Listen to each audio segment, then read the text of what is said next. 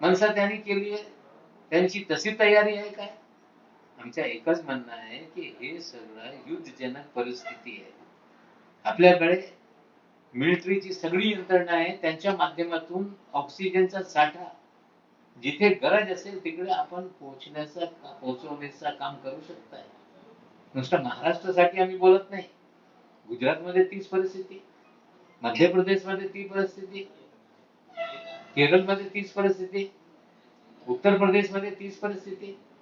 म्हणजे या सगळ्या परिस्थिती असताना देशातले पंतप्रधान यांची जबाबदारी होती की परिस्थितीचा आढावा घेऊन युद्धजन परिस्थिती निर्माण झाल्यानंतर मिलिटरीला कुठेतरी या कामाला लावण्याचा गरज होता, साठा पुरवण्याचा गरज होता, पण पंतप्रधान हे कुठेतरी प्रचारामध्ये बिझी आहे. म्हणजे अशीच परिस्थिती झाली की रोम जल रहा था, नीरू बंसुरी बजा रहा था, लोग मर रहे हैं, प्रधानमंत्री प्रचार में व्यस्त है। हमें लगता है इससे खतरनाक चीज नहीं हो सकती।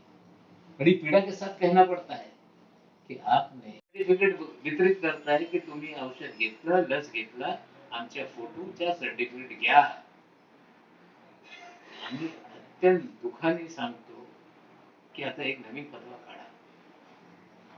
जे लोक कोरोनामुळे मयत होत आहे त्यांच्या डेथ सर्टिफिकेट वर पण मोदीजींच्या फोटो छापण्याचा उद्योग कालपासून सुरू करा। आम्हाला वाटते या केंद्रातलं सरकार बेजबाबदार आहे, विशेषकर या देशातले जे आरोग्य मंत्री आहेत ते बेजबाबदारपणाने काम करत आहे आणि मोदी साहेब याकडे लक्ष देत नाही। म्हणजे ही काय परिस्थिती आहे, जनतेसमोर सगळी परिस्थिती समोर येते। अजून वेळ गेली नाही, कुठेतरी पंतप्रधान महोदयांनी जागी झाले पाहिजे, संपूर्ण देशाचा आढावा घेतला पाहिजे। रेमडेसिवीरच्या 25 नंतर उपलब्ध होणारे जे आता उपलब्ध आहे त्याचे नियोजन केलं पाहिजे।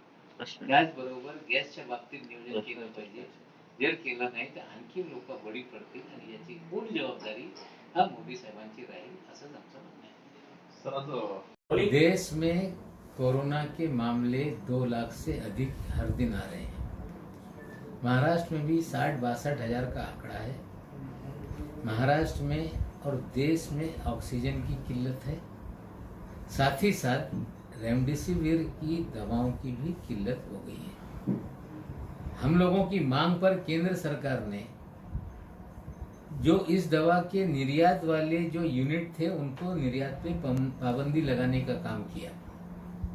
जो एक्सपोर्ट ओरिएंटेड यूनिट थे 16, वो लोग दवा विदेश में निर्यात नहीं कर पा रहे हैं। वे लोग सरकार से परमिशन मांग रहे थे कि हमें देश के भीतर बेचने की परमिशन दी जाए। सरकार कह रही थी कि 7 कंपनियों को दे दें आप, तो 7 कंपनियां लेने के लिए तैयार नहीं थी।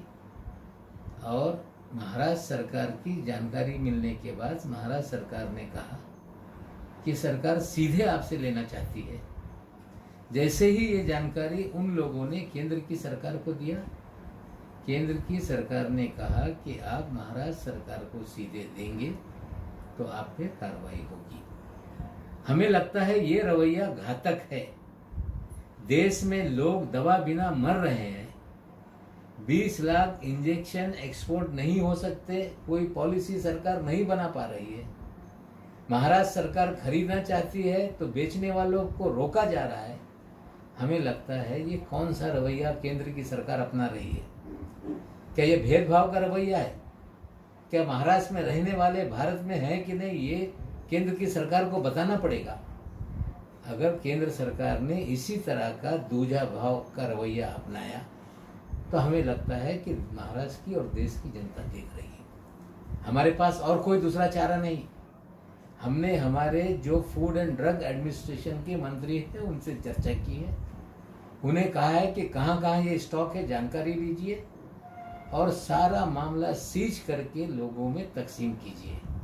अगर इसी तरह से केंद्र रवैया अपनाएगी तो राज्यों को भी कानून के तहत जो अधिकार है उसके तहत कार्रवाई करके अपने लोगों की जान बचाने के लिए काम करना पड़ेगा। कुठेतरी केंद्राला परवानगी मागताय की आम्हाला देश अंतर्गत विकण्याची परवानगी द्या।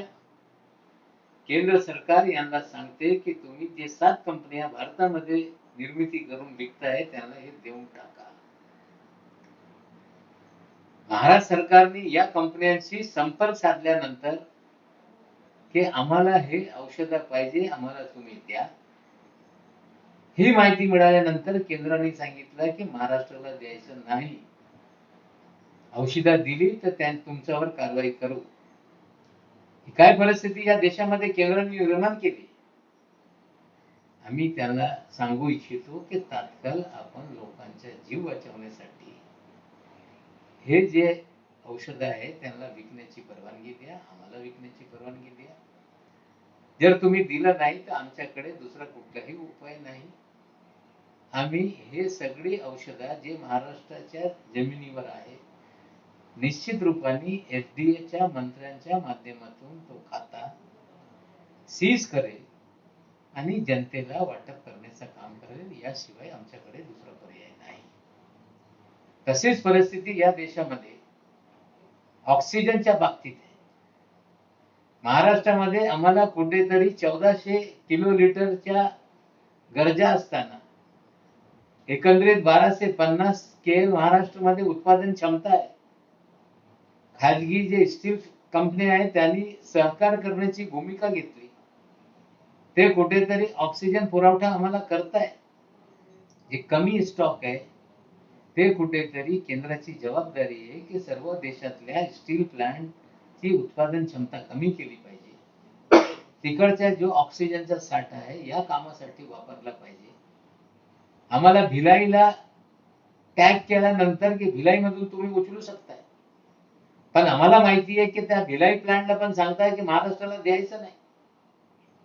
मुख्यमंत्री सकाळपासून पंतप्रधान यांना फोनवर संपर्क साधण्याचे प्रयत्न करतात, पण त्यांना माहिती देण्यात येते आहे की पंतप्रधान हे बंगालच्या दौऱ्यावर आहे.